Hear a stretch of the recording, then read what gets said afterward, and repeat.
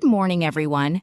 Today, we are going to explore a topic titled The Silent Patient, Decoding the Interconnected Web of Veterinary Science. For many people, the phrase veterinary medicine brings up a simple, cozy image of treating sick family pets. But over the next few minutes, we are going to completely reframe that perspective. We will look at how this field is actually a complex, hidden matrix of advanced diagnostic deduction, global biosecurity, and heavy ethical stewardship.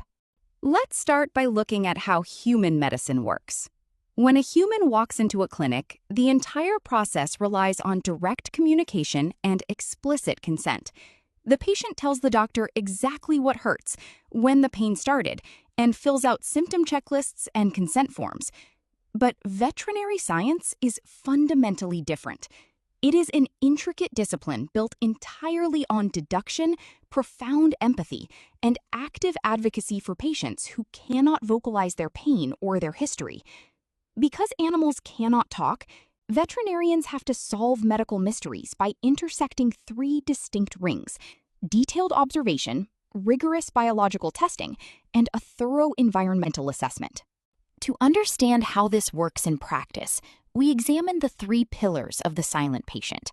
First is the diagnostic barrier, which is the challenge of deducing pathology without a voice. Second is the shield of biosecurity, where animal health acts as our global defense against zoonotic diseases. And third is the ethical burden, which forces veterinarians to constantly navigate stewardship, consent, and containment. Let's dive into that first pillar: bypassing the communication barrier. Because animals have zero self-reported history, clinicians are forced to rely on incoming data funnels. They look at dietary screening, potential hazard exposures like toxins or ticks, and careful neurological observations to arrive at a clinical diagnosis. This is incredibly high stakes. For example, if an animal is having seizures, a vet must meticulously assess the environment to differentiate between primary idiopathic epilepsy, which requires lifelong management with phenobarbital, and acute environmental toxicity. To make matters harder, many animals have evolved to mask their illnesses as a survival mechanism. Cats with early feline leukemia virus or reptiles harboring salmonella will completely hide fatal conditions until they reach advanced critical stages.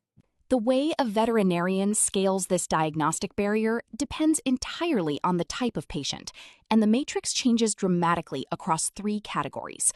For a small companion animal, like a dog with hip dysplasia, a vet has direct access. They can use physical palpation and sedated x-rays for grading, followed by a surgical hip replacement. But look at large animals, like livestock. If a cow suffers from gastric dilation volvulus or colic, the vet must use herd observation. Intervention requires immediate physical venting of the stomach using an NG tube, because without it, the stomach will fatally rupture within 30 minutes.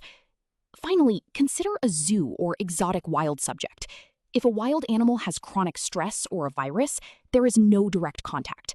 The vet must rely on zero-contact remote visual telemetry and track daily food and water intake. If they need to treat the animal, they have to use ballistic darting with incredibly strict, calculated dosage scaling based on taxonomic similarities. This brings us to our second pillar: global biosecurity. The One Health paradigm proves that human, animal, and environmental health are completely linked. Look at this activation curve. If veterinary diagnostics fail at the animal reservoir level, infectious pathogens quickly exploit modern global connectivity. They breach the species barrier, and a local animal outbreak rapidly spikes upward into a global human pandemic. Preemptive veterinary interception right here, within the animal reservoir, is our primary mechanism for blocking human transmission. To see how real this danger is, let's trace three specific spillover paths. Path number 1 is dietary. Contaminated sheep or bovine feed causes mad cow disease in cattle.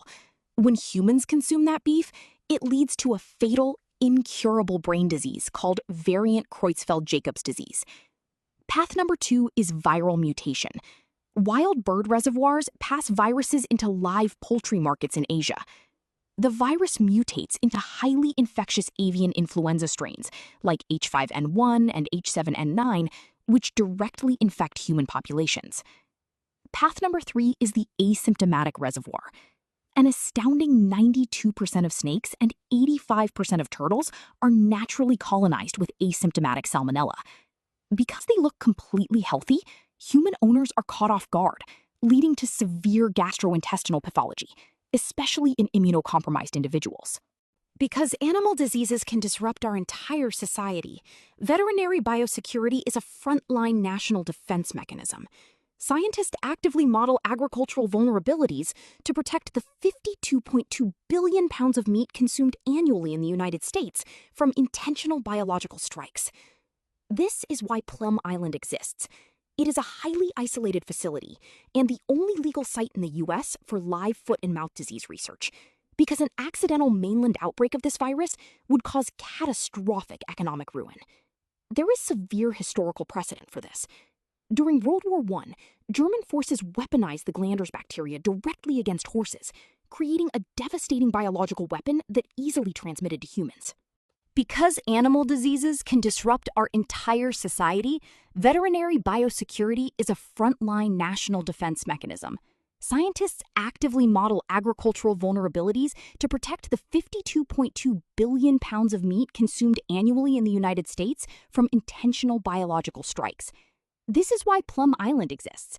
It is a highly isolated facility and the only legal site in the U.S. for live foot and mouth disease research, because an accidental mainland outbreak of this highly contagious virus would cause catastrophic economic ruin.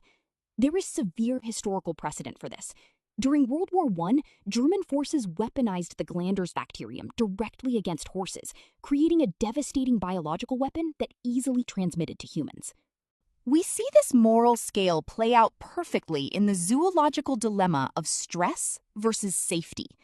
If a zoo vet uses natural substrates like dirt, moss, and plants, it optimizes animal welfare and encourages natural behaviors, but it introduces dangerous sanitation hazards and parasitic vectors. On the flip side, if they use sterile biosecurity, it completely eliminates pathogen transfer. However, these sterile, poorly engineered enclosures induce chronic psychological stress, drastically elevating cortisol levels and ultimately destroying the animal's immune system anyway. Zoological veterinarians do not just treat disease. They have to carefully engineer a fragile balance between physical health and psychological trauma. As technology expands into the future, these ethical tensions will only escalate on the genetic frontier. On the pro-modification side, scientists argue that direct manipulation of an organism's DNA gives us the power to permanently eradicate devastating diseases like rabies or cancer from entire species. But on the anti-modification side, ethicists argue that genetic alteration, cloning, and gene splicing subject animal populations to unpredictable, unnecessary cruelty, all without their consent. Ultimately, we see that diagnostics, biosecurity, and ethics are not separate topics. They form a tightly interconnected, continuous loop. Ethics directly limit diagnostics because wild temperaments and a lack of consent mean zoo animals require dangerous anesthesia just for simple checkups. In turn, limited diagnostics directly threaten biosecurity. Our inability to easily screen asymptomatic carriers allows silent pathogens to infiltrate our global food chains. And finally, biosecurity creates massive ethical burdens. When a major disease outbreak occurs, managing it requires devastating moral choices, such as culling millions of innocent, living cattle to contain mad cow disease. Studying this unit completely changes how we must view the animal-human relationship. Veterinarians are not merely pet doctors. They are the ultimate medical detectives, frontline defenders of global public health, and the ethical stewards of our natural world. Whether a vet is treating a dog's osteoarthritis, venting a cow's life-threatening bloat, or tracking a wild macaw's daily calorie intake, they are managing vital threads in the exact same biological web that holds our entire ecosystem together. I want to leave you with this final, urgent reality. We are only as secure as the silent patients we protect. Safeguarding the voiceless is not just an act of kindness, it is the very foundation of global human health. Thank you.